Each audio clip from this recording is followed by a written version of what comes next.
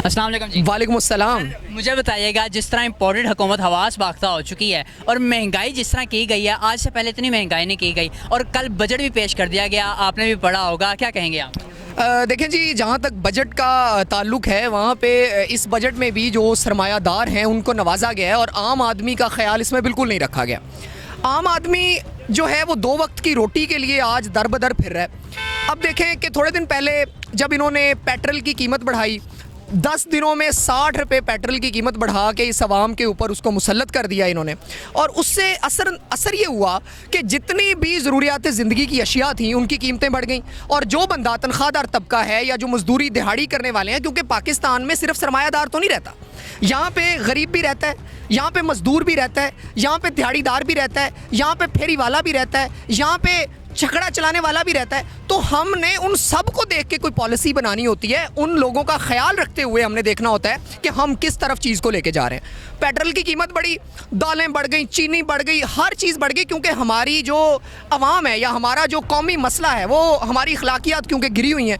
जो चीज़ें पहले भी पड़ी हुई थी ना, वो भी हमने स्टॉक कर ली कि जो ही बजट आएगा कीमतें बढ़ेंगी, हम फिर अवाम को, इस गरीब आवाम के ऊपर बोझ बना के उन चीज़ों को बेचेंगे। और हमारी आवाम को मुझे समझ नहीं आती कि किस चीज़ के ये मुसलमान हैं। हर चीज़ में मिलावट करके बेचते हैं, हर चीज़ में झूठ बोल के बेचते हैं। आप देखें कि फ्रूट वाले के पास चले जाएं, 2 नंबर फ्रूट डाल देगा आपको। आप ऊपर चले जाएं, किसी सरकारी मुलाजिम के पास चले जाएं, 2 नंबर बात आपसे करेगा। आप चले जाएं, किसी इदारे में चले जाएं, आप किसी हॉस्पिटल में चले जाएं, हॉस्पिटल में जाएंगे, जो आपका डॉक्टर है वो आपको जाली मशवरे देगा और जाली हिदायत देगा। कोविड में देखा आपने, कोविड में क्या हुआ, वो एक इंजेक्शन जो चाहिए था कोविड के पेशेंट्स के लिए, इन्होंने वो ब्लैक करके बेचा, मास्क ब्लैक करके बेचे। ये वो कौम है। और जहाँ तक ताल्लुक़ है इस गरीब आदमी की, जितनी भी इस वक्त हालत बुरी होती जा रही है दिन ब दिन, इसको बेहतर तरीके में किस तरह से आगे लेके जाया जाएगा, अभी तक किसी को कोई समझ नहीं आ रही। ना इस हुकूमत को समझ आ रही है, ना इस हुकूमत को चलाने वालों को समझ आ रही है, ना उन इदारों को समझ आ रही है। और सारे इस वक्त इस हाल में बैठे हुए हैं कि जी अब हम बजट पेश कर देंगे, हम अपने केसेस को सॉल्व कर लेंगे, हम FIA में ये तरमीम कर देंगे, हम नैब में ये तरमीम कर देंगे, हम ओवरसीज़ का वोट ख़त्म कर देंगे, हम जो है वो नैब को बिल्कुल ख़त्म कर देंगे, हम अपने केसेस में से निकल जाएंगे। लेकिन ठीक है, आप निकल जाएं, लेकिन इस गरीब आवाम को किस जंगल में छोड़ के जा रहे हैं आप? इसका जवाब किसने देना है? इन चीज़ों का जवाब इन लोगों को अब देना पड़ेगा। जब हम देखते हैं ना कि एक जा रहा है, एक मिनिस्टर जा रहा है या इनका कोई वजीर जा रहा है, तो क्या होता है, उसके पीछे 50 गाड़ियाँ, 50 ग्रीन नंबर प्लेट लगी हुई हैं, वो कोई V8 है, कोई वो जनाब इतनी बड़ी बड़ी महंगी गाड़ियाँ इन्होंने डाले रखे हुए हैं, उसका पेट्रोल वो मेरी और आपकी जेब में से जा रहा है। उसका कौन जिम्मेदार है? कौन जवाब देगा? ये तो आए हैं ये प्रोटोकॉल एंजॉय कर लें हम, हमारे साथ 50 बंदों का क्या काम बनता है? आप ले जाएं, 2-4 पुलिस की गाड़ियां ले जाएं, आपको इतनी आपकी जान को खतरा है। 50 ग्रीन नंबर प्लेट वाली गाड़ियां, और रातों को वो जो जितने भी ये सरकारी मुलाजमीन हैं जो गाड़ियों का और जो ये फैसिलिटीज़ एंजॉय करते हैं, उनकी गाड़ियां क्या है? इधर ग्रीन नंबर प्लेट वाली गाड़ी का इस टाइम क्या काम है, जब दफ्तरी औकात ख़त्म हो चुके हैं? वो मेरा पैसा है, वो आपका पैसा है। लेकिन हमारी आयरनी ये है कि हम सवाल नहीं कर सकते, हम इन्हें पूछ नहीं सकते, क्योंकि ये मगरमच्छ बन के इस मुल्क की जड़ों में बैठ चुके हैं। और एक ऐसा निज़ाम इस मुल्क की जड़ों में बैठ चुका है जिससे गरीब आदमी तो बिल्कुल ख़त्म होता जा रहा है। और क्या ये वही सरमायादाराना निज़ाम है जिसको अमेरिका ने मुसल्लत किया? सोचें इस पे, कौन सा ये कैपिटलिस्ट क्या था, कम्युनिस्ट क्या था? दो चीज़ें थी ना, एक कम्युनिज्म थी, दूसरी तरफ कैपिटलिज्म थी। ये कैपिटलिज्म वही सरमायादाराना निज़ाम है जिसके नतीजे में आज हम पिस रहे हैं और मजीद पिसते हुए जा रहे हैं। बड़ी बड़ी लाइनें सुनते हैं, अच्छा अजी वो तरक्याती बजट दे दिया हमने, वो ऑरेंज लाइन बना दी हमने, वो मेट्रो बना दी हमने, वो लैपटॉप्स दे दिए, आपने अपनी जेब से दिए हैं।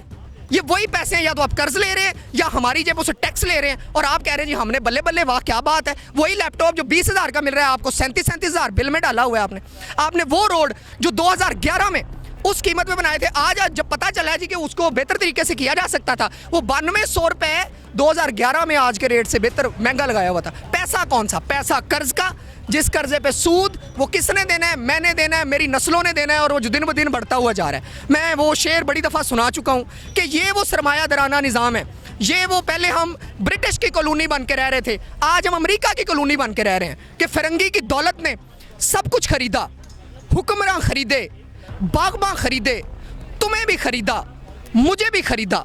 75 बरस से गुलामी में हैं हम, गिरवी है सब कुछ, नाकामी में हैं हम, मकरूज बच्चे जन्म ले रहे हैं और कर्जों पे कर्जे हम ले रहे हैं। हुआ क्या? ठीक जा रहा था मुल्क की समत निकाल के देखें आप, कितने 23 अरब डॉलर आपके खजाने में था, आज कितने 8 अरब डॉलर रह गया आपके खजाने में। आप देखें आपने मुल्क के साथ कर क्या दिया, आपने किया क्या। वो मुल्क, वो एक बंदा आया, वो जी ईमानदार है, पहले दिन से ही पेशगोइयाँ होनी शुरू हो गई, हमारी आवाम भी करी, ईमानदार बंदे का पाकिस्तान में कोई काम नहीं है, यहाँ पे करप्शन ऐसे चलती है, यहाँ पे इदारों में पैसे दे के काम होता है, यहाँ पे इंसाफ भी बराए फ़रोख्त है, यहाँ पे सहाफ़ियों के कलम भी बराए फ़रोख्त हैं, सहाफ़ियों के अल्फाज भी बराए फ़रोख्त हैं, और सबसे बड़ा जो इस वक्त मुजरम है वो हमारा मीडिया है। मैं मीडिया पे शदीद तनकीद करना चाहता हूँ कि इन्होंने गलत इन्फॉर्मेशन बिल्कुल मिसगाइड कर रहा है आज हमारा मीडिया, और ख़ास तौर पे जो 3 सरमायादार हैं इस मुल्क के, जियो उसका मालिक निकाल के देखें कौन है, आप समा उसका मालिक निकाल के देखें कौन है, उसके अलावा आप दूसरा वो जो है आपका GNN उसको देखें वो कौन है। ये सारे मिल के एक प्रोपेगेंडे के तहत अब क्या करना चाह रहे हैं, दुनिया न्यूज़, मैं उसका नाम लेना भूल गया, ये सारे वो सरमायादार हैं जो कि पैसा लेके प्रोपेगेंडा आवाम के जहन, ये उस आवाम का जहन बदलना चाह रहे हैं जिनको ना इन्होंने तालीम दी, ना इन्हें रोज़गार दिया, और जिन लोगों को तालीम से दूर रखा है ना इन्होंने, आज वही लोग हैं इनके पीछे हैं, वो इन लोगों के पीछे जाके खड़े हुए हैं। ये वो एक नस्ल है पूरी, वो उनकी एज मैं कहूँ कि वो 30 से लेके 40 के दरमियान है उनकी एज, और वो नस्ल है जो इन्होंने सबसे ज़्यादा जिसको नुकसान पहुँचाया। जो सबसे इम्पोर्टेंट था वो तालीम थी, जिससे इन लोगों के जहनों ने आर्टिफिशियल इंटेलिजेंस के ग्राउंड्स को एक्सप्लोर करना था, जिससे इन लोगों ने जब देखा आपने कि अब डैम नहीं बन रहे हमसे, बुला लो जी न्यूयॉर्क की कंपनियां बुला लो, चाइना की कंपनियां बुला लो। आपको पता है एक अभी कर्जे पे जो, और सारा काम कर्जे पे, मतलब कि क्रेडिट किस चीज़ का ले रहे हैं आप, क्रेडिट इस चीज़ का ले रहे हैं जी हमने कर्जा ले लिया है, अब कर्जे पे हम काम करेंगे, उसमें से हम खुद भी खाएंगे, सरकारी मुलाजमीन को भी खिलाएंगे, हम सारा अपना स्टेबल कर लेंगे, उसके बाद आप जाने और आपका काम जाने, उस कर्जे का सूद भी आपने देना है, आपकी नस्लों ने देना है, आपके बच्चों ने देना है, जो भी आए। यही है पॉलिसी, और कोई पॉलिसी नहीं है, कोई टैक्स कलेक्शन का निज़ाम नहीं है। जिस सरमायादार के पास जाएं, अच्छा जी वो हमने टैक्स बचाने के लिए वकील किया हुआ है, क्या कर रहे हैं आप इस कौम के साथ। ये आपका इंडिविजुअल मसला नहीं है, ये पाकिस्तान की इज्जत का मसला है। जब आप इस तरह की चीज़ें, छोटी छोटी चीज़ें जब मिला के, जब मुल्क का बुनियादी एक बड़ा स्ट्रक्चर बनता है, तो क्या होता है फिर खुददारी और खुद मुख्तारी उसका सौदा करना पड़ता है। आज क्या हुआ जी, रशिया से तेल नहीं ले सकते, क्यों नहीं ले सकते। मिफ्ता इस्माइल आपका वजीर ख़जाना क्या कह रहा है, अजी हमें अमेरिका की पाबंदियों का डर है इसलिए रशिया का तेल नहीं ले सकते। यार ये कैसी बात कर रहे हैं आप। वो इंडिया में जाएं, उन्होंने रशिया से तेल लिया, उन्होंने 25 रुपए सस्ता तेल अपनी आवाम को दिया, इन्होंने वही तेल 60 रुपए बढ़ाकर, क्योंकि हम रशिया के पास इसलिए नहीं जाएंगे क्योंकि हमें चलाने वाला अमेरिका है, हम अमेरिका की जो डू मोर की पॉलिसी है उसको फॉलो करने वाले लोग हैं, हम नो मोर नहीं कह सकते, जो नो मोर कहेगा उसको निकाल के बाहर फेंक दिया जाएगा और सारे फिर एक हो जाएंगे, और वो पूछता फिरेगा कि अब कोई रह तो नहीं गया जिसने कोशिश ना की हो मुझे निकालने की। तो ये हैं वो बातें जो कि हमारे अंदर भरी पड़ी हैं, और पाकिस्तानी अवाम, मैं समझता हूँ ये जज्बात हर उस पाकिस्तानी के हैं जिसने ये सारा कुछ देखा है। मैं एक मिडिल क्लास फैमिली से हूँ, मैंने बहुत कुछ बियर किया है, मैंने एजुकेशन ली है। जब मैं मार्केट में आया हूँ तो मेरे साथ क्या हुआ है, मैं एक इंजीनियर हूँ, और जब मैं मार्केट में देखता हूँ कि मेरे साथ, आपको पता है कि इंजीनियर कौन होता है, 2 होते हैं बड़े, या डॉक्टर होता है या इंजीनियर होता है, जिनको FSC में ज़्यादा नंबरों के बाद एडमिशन्स मिलते हैं। उसके बाद क्या होता है, अच्छा इंजीनियर के साथ हो गया 2 लाख इंजीनियर बेरोजगार बैठा हुआ है। इंजीनियर कौन था, इंजीनियर या मार्क जुकरबर्ग, इंजीनियर या सारे जिन्होंने तरक्की की है, ये सारा कुछ बनाने वाले, अमेज़न बनाने वाले, हर बंदा इंजीनियर बैठा हुआ है। और आपने अपने इंजीनियर्स के साथ क्या किया, इन्होंने तरक्की करवानी थी, इन्होंने इकोनॉमी को उठाना था, इन्होंने वो आइडियाज़ लेके आने थे, लेकिन आपने क्या किया, आपने इनको दबा दिया, आपने इनको मार्केट में ऐसे फेंक दिया कि इनका कोई वाली वारिस ही नहीं है। तो ये वो चीज़ें हैं मेरे भाई जिन पे हम सबको अब सोचना होगा, क्योंकि यहाँ पे जिस तरह की हमारी अखलाकियात हैं, या जिस तरह की करप्शन और रिश्वत और हर तरह का बुरा काम हमारे अंदर फैल चुका है। मतलब एक बड़ी कॉमन सी बात है जी, पुलिस के पास जाना है ना तो पैसे दे के काम होना है। मतलब यार क्या हो गया आपको, पैसे दे के क्यों काम होना है, कब निकलना है हमने इस चीज़ से, हमने जाना है। अच्छा मैं आपको बड़ी एक मज़े की बात बताऊँ, एक अकाउंट ऑफिस होता है हर ज़िले में, वहाँ पे ना ये जो सरकारी मुलाजमीन है, जितने मेरे सरकारी मुलाजमीन सुन रहे हैं ना वो बड़ी अच्छी तरह जानते हैं, वहाँ पे एक अकाउंट ऑफिस में बैठा क्लर्क होता है, वो क्लर्क पैसों लिए बगैर काम ही नहीं करता किसी का। किसी ने पेंशन निकलवानी है ना तो वो आगे से कहता है जाओ जो करवाना करवा लो। वो बूढ़ा बेचारा ज़ईफ़ 60 साल उम्र हो गई, खिदमत कर कर के इदारों की, जब वो गया उसे कहा जी मेरी पेंशन दे दे, मेरा राइट है। उसने कहा जी पहले इतने पैसे टेबल पे रखो फिर मैं दूंगा तुम्हें ये पेंशन। ये करते हैं, हम ये लोग हैं, हम साम बन चुके हैं। और साम बनाने वाला कौन है? हमारा कानून है। जब कभी कानून सख्त नहीं होता तो फिर हर एक की लगाम खुल जाती है, वो अपने तरीके से काम करता है। और आपने खान साहब की हुकूमत भी देखी। खान साहब की हुकूमत में जब महंगाई हुई तो इन्होंने कहा कि ये महंगाई खुद इमरान खान ने की है, लेकिन आज जब महंगाई हुई, बजट पेश किया गया, हर चीज़ में टैक्स लगा दिया गया, मोबाइल की कीमतों में इजाफा किया गया, पेट्रोल की कीमतों में इजाफा किया गया, घी की कीमतों में इजाफा किया गया, आटे तक की कीमतों में इजाफा किया गया, दालें महंगी होगी। गरीब आवाम कहाँ जाएगी? गरीब आवाम का क्या कसूर है? मैं वही बात आपको कर रहा हूँ कि जब आपके मुआशरे में ना इखलाकियात रहती है, ना कोई काम इंसाफ के मुताबिक रहता है, तो सबसे ज़्यादा उसका नुकसान गरीब आदमी उठाता है। गरीब आदमी की आवाज़ कौन सुनता है? उसे तो किसी इदारे में घुसने की इजाज़त नहीं है, उसे कोई दरवाजे पे बिठा बिठा के वेट करवा करवा के उसे भगा देते हैं। मैं आपको बताऊं कि एक ना हमारे दोस्त हैं, उन्होंने बड़ी खूबसूरत बात की। उन्होंने कहा जी कि किसी भी दफ्तर में या दुकान पर जिधर भी जाएं, जहां भी देखें, जली कलम से रकम इबारत की एक तख्ती लगी हुई है। मुनाफा खोरों ने, राशियों ने ये लिख कर लटका दिया दरों पे कि ये सब तुम्हारा करम है आका, कि बात अब तक बनी हुई है। हमें शर्म आनी चाहिए, हमें शर्म आनी चाहिए कि हम झूठ बोलते हैं, हम चोरी करते हैं, हम लोगों के साथ धोखा करते हैं, हम रिश्वत का पैसा अपने बच्चों को एज अ जहर खिलाते हैं। ये जवाबात जब आप इधर तो दे देते हैं कि जी पाकिस्तान में ऐसे ही चलता है, पाकिस्तान में पैसे दे के ही सब कुछ होता है, कल को खुदा की बारगाह में भी पेश होना है, वहाँ पे ये जवाब दे सकते हैं आप? कह सकते हैं खुदा की बारगाह में कि जी पाकिस्तान में ऐसे ही चलता था, इसलिए रिश्वत से महल खड़े कर लिए, इसलिए रिश्वत से पैसों से गाड़ियाँ बना ली? ये सोचना होगा। आपने इमरान खान साहब की बात की। इमरान खान साहब आए 18 अगस्त 2018 को, जब वो हलफ उठाते हैं तो सबसे पहले वो ऐलान करते हैं एक, उस ऐलान को देख के बड़ा दिल खुश हुआ। उन्होंने कहा जी कि फुटपाथों पे सोने वाले जितने भी लोग हैं उनके लिए फौरी तौर पे जो मुसाफिर खाने हैं वो खोले जाएं।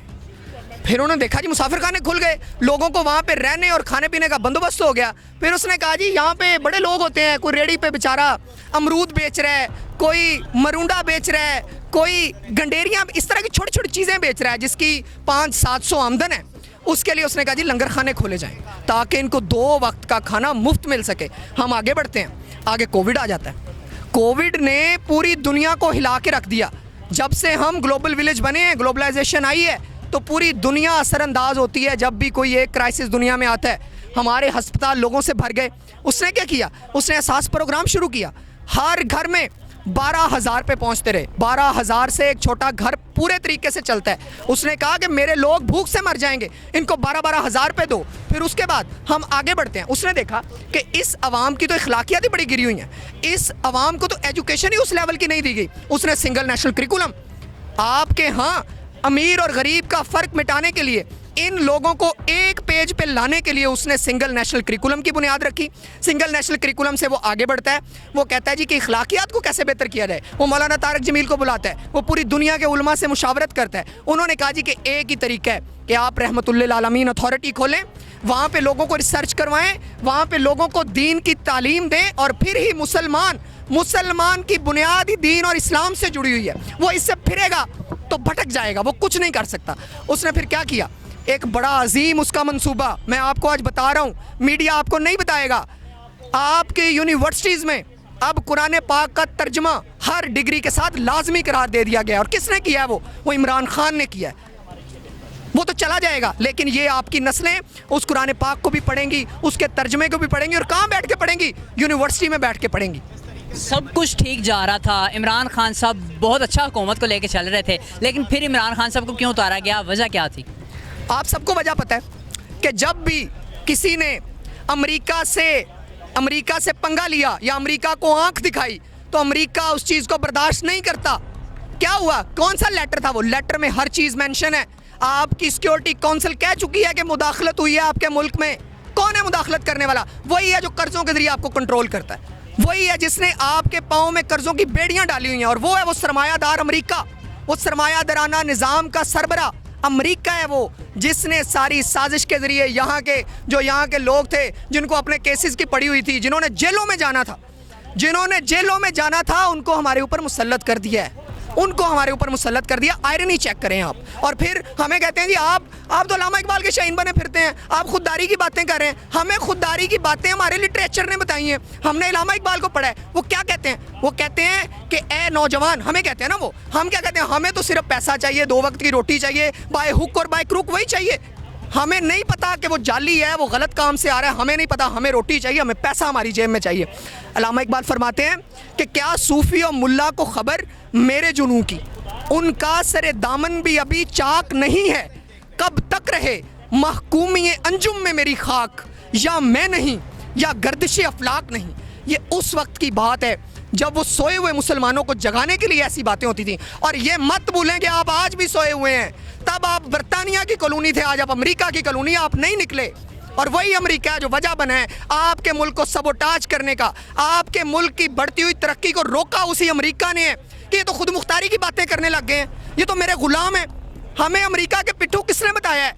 ये बचपन से सुनते आ रहे हैं हम, अमेरिका के पिट्ठू, अमेरिका के पिट्ठू। ये क्या हुआ है आपके साथ? ये वही हुआ है, उसकी प्रैक्टिकल एग्जाम्पल उसने दिखाई है कि आप वाकई अमेरिका के पिट्ठू हैं। और आप खुददारी की बात करेंगे तो आपको दबा दिया जाएगा। क्या मैसेज क्या आखिर में इम्पोर्टेड हुकूमत के लिए, जिस तरह इम्पोर्टेड हुकूमत हवास बाख्ता हो चुकी है, क्या कहेंगे?